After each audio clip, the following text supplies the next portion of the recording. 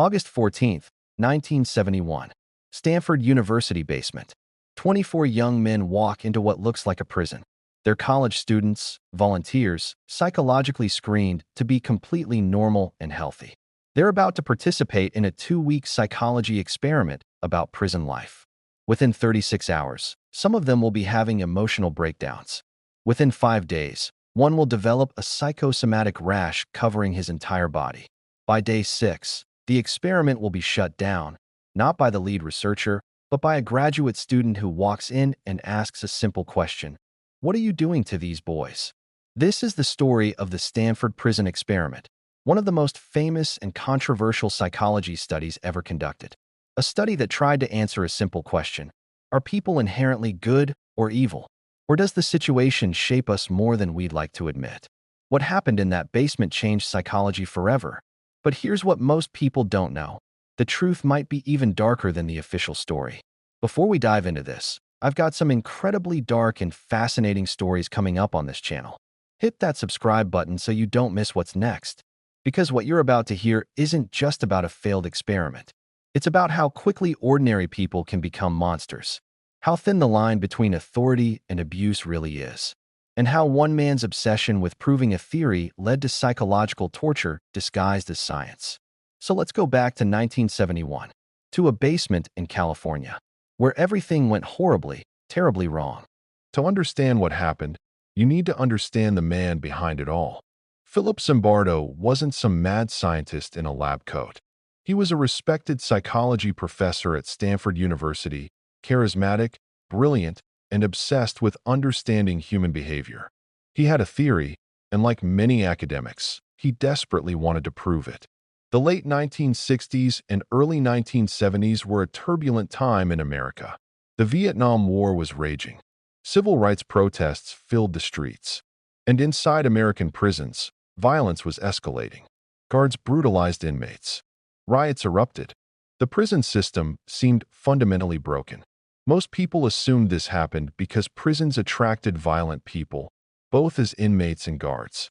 Bad people doing bad things. Simple. But Zimbardo believed something different. He thought the situation itself created the behavior. Put good people in a bad system, give some of them power and others helplessness, and watch what happens. It was an extension of earlier research.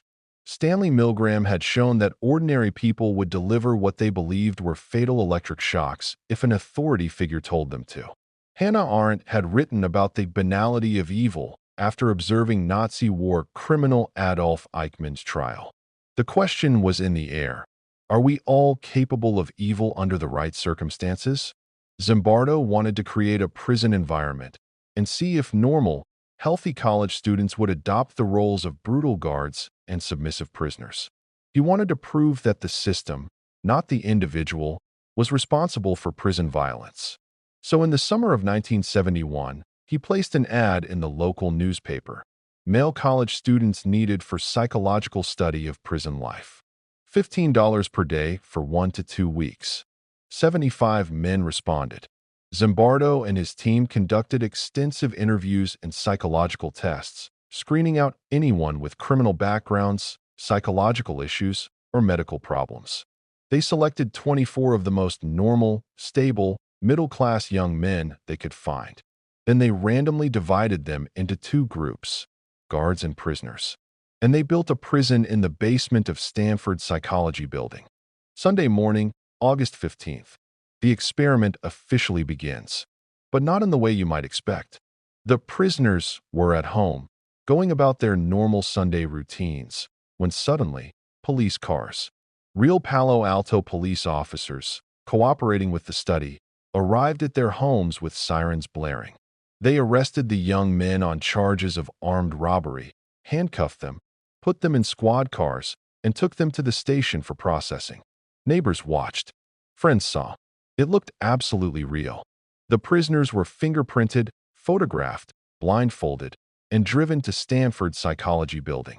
When the blindfolds came off, they found themselves in a makeshift prison, actual cells constructed in the basement, complete with bars, cots, and a closet converted into solitary confinement.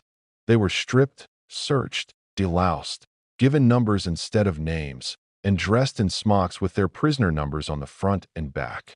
On their ankles, chains that would remain there for the entire study, a constant reminder of their imprisonment. The guards, meanwhile, received khaki uniforms, mirrored sunglasses to prevent eye contact, and wooden batons. They were given minimal instructions: maintain order, don't use physical violence, but otherwise, do whatever you think is necessary to maintain control. Zimbardo himself took on the role of prison superintendent. A research assistant became the warden. They weren't just observing the experiment, they were part of it. The first day was relatively calm. The prisoners were confused but cooperative. The guards were uncertain, testing their authority, figuring out their roles. Some even felt awkward about the whole thing. But something was already shifting. By the second day, the prisoners staged a rebellion. They barricaded themselves in their cells using their beds, ripped off their prisoner numbers, and mocked the guards. It was playful at first, almost like a game. The guards didn't see it that way. They called in reinforcements. Guards who weren't even on duty came in voluntarily. They used fire extinguishers to force prisoners away from the doors, burst into the cells, stripped the ringleaders naked, and threw them into solitary confinement. Then they introduced psychological warfare. They created a privileged cell for prisoners who didn't participate in the rebellion, giving them better food, beds with sheets and pillows, and allowing them to wash. The rebellious prisoners got nothing. After half a day, they switched the prisoners around randomly, rebels into the privileged cell, compliant prisoners out. This created paranoia and distrust. Were the compliant prisoners actually informants? Had they betrayed the others? Within 48 hours, they'd broken the rebellion completely. And that's when things got really dark. The guards began to enjoy their power. Some became genuinely sadistic. They forced prisoners to do push-ups for hours, sometimes with a guard stepping on their backs or making other prisoners sit on them. They made them clean toilet bowls with their bare hands. They woke them up repeatedly during the night for counts that could last hours. One guard, later nicknamed John Wayne for his southern accent and aggressive behavior, became particularly cruel. He invented punishments, humiliated prisoners, and seemed to relish their suffering. Years later, he admitted he'd been playing a role, trying to make the experiment interesting. But in the moment, the prisoners couldn't tell the difference between performance and reality. The prisoners, meanwhile, began to break down psychologically. Prisoner number 8612, his name was Douglas Corpy, started showing signs of acute distress on the second day. By day 2, he was screaming, crying, and showing symptoms of extreme anxiety. He begged to be released. Zimbardo didn't release him immediately. Instead, he offered a deal: become an informant on the other prisoners in exchange for better treatment. Corpy refused and continued his emotional breakdown until finally, he was let go. But here's the disturbing part. Some of the other prisoners thought he was faking to get out early. The paranoia and psychological manipulation had worked so well that they couldn't recognize genuine suffering anymore. By day 3, the line between experiment and reality had completely dissolved. The guards weren't acting anymore. They genuinely believed in their authority. The prisoners weren't pretending to be oppressed. They felt genuinely powerless. And Zimbardo wasn't just observing. He was fully immersed in his role as superintendent, more concerned with maintaining his prison than with the welfare of his subjects. Prisoner number 819, his real name was Stewart, became the focus of particularly intense harassment. The guards forced the other prisoners to chant, "Prisoner 819 is a bad prisoner," over and over while he sat in solitary confinement, able to hear every word. When Zimbardo went to check on him, he found Stewart sobbing uncontrollably, saying he wanted to leave. But then something extraordinary happened. Zimbardo said, "Listen, you're not 819. You're Stewart. And my name is Dr. Zimbardo. This is just an experiment, and you're free to leave." Stewart looked up at him through tears and said, "I can't leave. I have to go back and prove to them that I'm not a bad prisoner." Think about that for a moment. A college student, in a fake prison, in a basement at Stanford, had become so psychologically absorbed in his role that he believed he needed to prove something to people who had been assigned to guard him just days earlier. Zimbardo eventually convinced him to leave, but the damage was done. The experiment had stopped being a simulation. It had become real. Meanwhile, the guards were innovating new forms of psychological torture. They forced prisoners to simulate sexual acts with each other. They made them recite their prisoner numbers hundreds of times. They denied them food, blankets, and bathroom privileges as punishment. One prisoner developed a psychosomatic rash across his entire body. His mind was literally manifesting physical symptoms from the psychological stress. The night shifts were the worst. With no researchers watching, some guards became even more abusive. They justified it as maintaining order or following the spirit of the experiment. But really, they were exercising power because they could. And Zimbardo? He was so deep into his role as superintendent that when parents came to visit their sons and complained about their condition, he didn't shut down the experiment. Instead, he worried about a possible prison break and spent time moving the entire operation to another floor to prevent it. Think about how absurd that is. Real parents were concerned about their real children's mental health, and instead of stopping the study, the lead researcher was worried about fictional prisoners escaping a pretend prison. On day 5, a graduate student named Christina Maslach visited the experiment. She was Zimbardo's girlfriend at the time, later his wife, and she was brought in to conduct interviews with the guards and prisoners. She watched the night shift through a video monitor. She saw guards abusing prisoners. She saw young men who looked broken and traumatized. And she was horrified. She turned to Zimbardo and said, "What you are doing to those boys is terrible." Zimbardo's first reaction wasn't agreement. It was defensiveness. He argued with her. He justified the study. He explained the importance of the research. But her words planted a seed of doubt. For the first time since the experiment began, someone outside the system had looked at it objectively and called it what it was: abuse. That night, Zimbardo couldn't sleep. The next morning, day 6, he shut down the experiment. A study designed to last 2 weeks ended in less than 6 days because it had spiraled so far out of control that even the lead researcher couldn't justify continuing it. When Zimbardo gathered everyone together and announced the experiment was over, the reactions were telling. Some prisoners were relieved, even joyful. Others seemed confused, as if they'd forgotten this was supposed to be temporary. A few guards seemed disappointed. They'd been enjoying their power and didn't want it to end. In the debriefing sessions, Zimbardo asked the participants how they felt. Most prisoners reported feeling genuinely traumatized, humiliated, and powerless.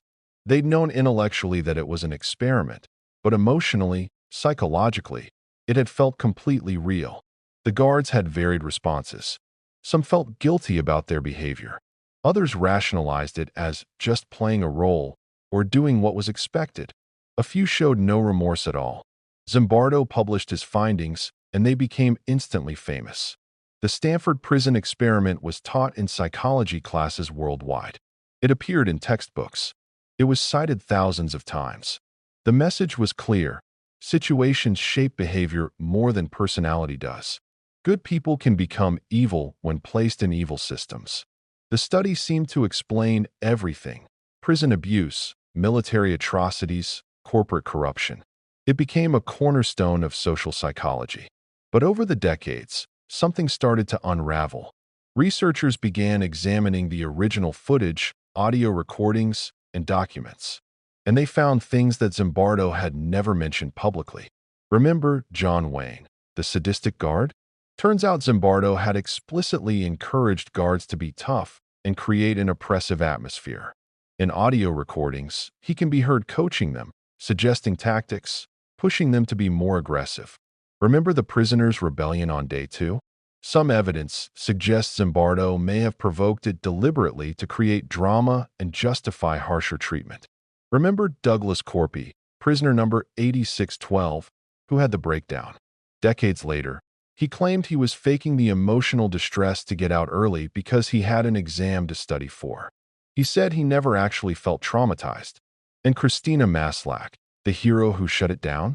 She later admitted that she didn't object because of ethical concerns for the prisoners. She was upset because she felt romantically betrayed. Zimbardo seemed more interested in his experiment than in her. Critics started asking uncomfortable questions. Was this really a study about how situations corrupt people? Or was it a study where the lead researcher deliberately created conditions to confirm his hypothesis, then selectively presented data to support his conclusion?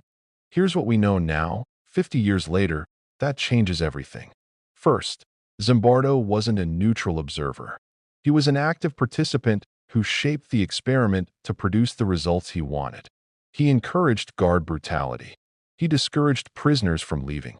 He treated it less like research and more like theater. Second, the guards weren't naturally becoming sadistic. Most guards were actually relatively passive.